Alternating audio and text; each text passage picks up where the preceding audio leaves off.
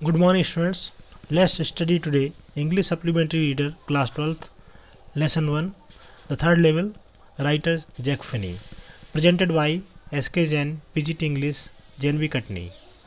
The characters of this lesson are Charlie, protagonist, Louisa, Charlie's wife, Sam Wiener, Charlie's friend. The word meanings: refuge means shelter, arced means in the form of arc, bumping, knock or run into someone or something, psychiatrist, specialist in treating mental illness, angling, sport or pastime of fishing with a rod and line, flickering, make a small quick movement, snapped, break suddenly, glanced, take a brief or hurried look, fussing, show unnecessary, excessive concern, tremendous, very great in amount, scale or intensity, frowned, expression of displeasure, glint, give out or reflect, small flashes of light. The third level at Grand Central Station. Grand Central Station of New York has two levels, but Charlie, a 31-year-old dweller of the city, talks about there being three. Not only does he believe in the existence of this hypothetical third level, but also claims to have been there.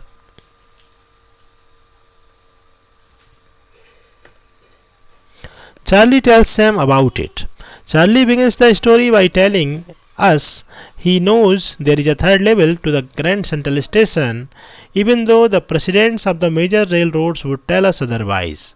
Lest you think him crazy, he tells us he has already spoken to a psychiatrist friend named Sam about his finding. What does Sam say? Charlie visits a psychiatrist friend Sam to talk about his problem. The psychiatrist calls it a baking dream with fulfillment. He rationalizes Charlie's psychology by saying that the modern world is full of insecurity, fear, war, and worry, and everybody wants to escape to some temporary refuge from reality. According to him, even hobbies like stamp collection is a manifestation of this escape. Sam's explanation.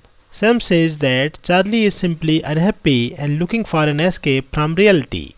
Sam tells Charlie that even his hobby of stamp collecting is a temporary refuge from reality. Charlie is certain that's a mistake. After all, his grandfather started that stamp collection in a day and age that was already nice and peaceful, with no reason to want to escape. Charlie loses his way at Grand Central. The fast-growing Grand Central Station at times seems to be a maze to Charlie. He had lost his way a couple of times earlier, too, while taking the subway. Once he entered the lobby of the Roosevelt Hotel, while the other time he emerged at an office building that was 3 blocks away. But this time, when he loses his way, something unique happens. He visits the third level. The third level. Charlie keeps walking in the quiet corridor, angling left and slanting downward, till he reaches an architecturally old station that is completely different from the two familiar levels. The antiquated small room with fewer ticket windows and train gates, a wooden information booth, flickering open flame gas lights, and brass spittoons remind him of the architecture of the 1800s. He also finds that people are dressed in outmoded outfits, old-fashioned. He notices that the date on the newspaper The World is printed June 11, 1894. As he tenders money to the clerk at the counter to buy 2 tickets, he realizes that he needs to have old currency bills to do so. Charlie's plans for a journey not realized. He had always wanted to travel to Galesburg with his wife Louisa. In his mind, it is a wonderful town still, with big old frame houses, huge lawns, and tremendous trees. It is a place with long and pleasant summer evenings, and where people have ample time. So the next day during lunch, he exchanges $300 for old style bills amounting to some 200 only. The loss doesn't bother him much, as he believes that in Galesburg everything will be cheaper and that he can manage even with a small amount. But he could never again find the corridor leading to the third level. Sam goes missing. Charlie's wife Louisa is worried after knowing all this and asks him not to look for the third level any further. Suddenly, Charlie realizes that his friend Sam Beaner is nowhere to be found, so he and his wife keep looking for him in the weekends. Sam was the one with whom Charlie used to share his ideas about Gill's work, philately, and the first day covers. Philately is not just a stamp collection but a broad term including the study of stamps, postal history, and other related items. When a new stamp is issued on the first day, people mail a blank paper to themselves, then retain the unopened letter with the date on the postmark. Charlie has inherited the hobby and collection from his grandfather. One day, while fishing with his stamp collection, Charlie comes across a letter that was not there earlier. It bears the postmark on a faded 6-cent stamp with a picture of the President Garfield. The envelope was sent on July 18, 1894 to Charlie's grandfather in Galesburg and is addressed to Charlie. The letter reads that Sam has reached Galesburg and is having whale of a time there. He also invites Charlie and Louisa to Galesburg. When Charlie goes to the stamp and coin store, he is apprised of Sam's exchanging $800 for the old currency bills to establish his business of hay feed and grain in Galesburg.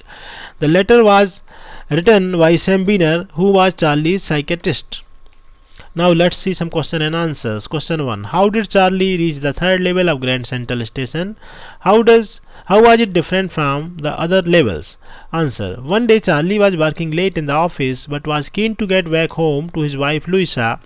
In his hurry to board a train home, he went down to the second level, crossed the arched doorway to the subway, and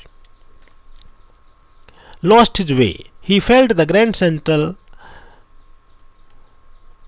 grew like a tree, pushing out new corridors and stairs. He walked down a corridor and could hear the empty sounds of his own steps and found himself on the third level at Grand Central Station. There he found that the rooms were smaller, there were fewer ticket windows and open flame gas lights. Everybody at the station was dressed in the 19th century attire. The newspaper boy sold a copy of The World, and the lead story about the President Cleveland dated 11 June 1894. His currency bills were not accepted at the ticket counter. He ran away to escape being jailed. How did Charlie often get lost on the Grand Central Station?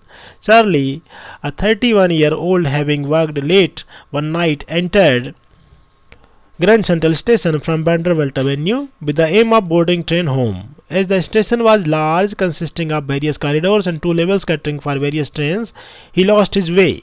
He found himself in what he thought was the third level of the station. Why did the booking clerk refuse to accept the money? Answer. The booking clerk refused to accept the money as the money that Charlie was offering him was more contemporary. When he glanced at the cash drawer near the clerk, he found that the bills lying there were old-style ones, half as big as the ones that were being used by people currently. What convinced Charlie that he had reached the third level at Grand Central Station and not the second level? Charlie entered Grand Central Station from Vanderbilt Avenue, went down the steps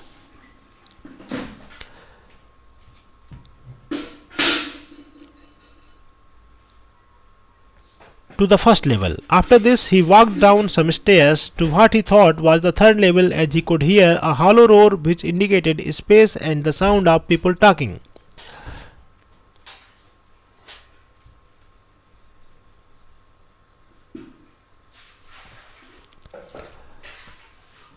Question number 5. How does Jack Finney describe Galesburg, Illinois as it was in 1894? Jack Finney describes Galesburg in 1894 as being a wonderful town with big old frame houses, huge lawns, and big trees. The summer evenings were twice as long and people sat out in lawns, the men smoking cigars and talking quietly, while the women waved palm leaf fans sitting and talking peacefully. How different was the third level from today's world? Give at least two examples. The third level was different from the present day in many ways. Firstly, there was no evidence of electricity. It was lit by open flame gas lights. The people were dressed in a style that was different from the way people dressed in the present time. The newspaper boy had The World newspaper and had not been published for years. Thank you very much.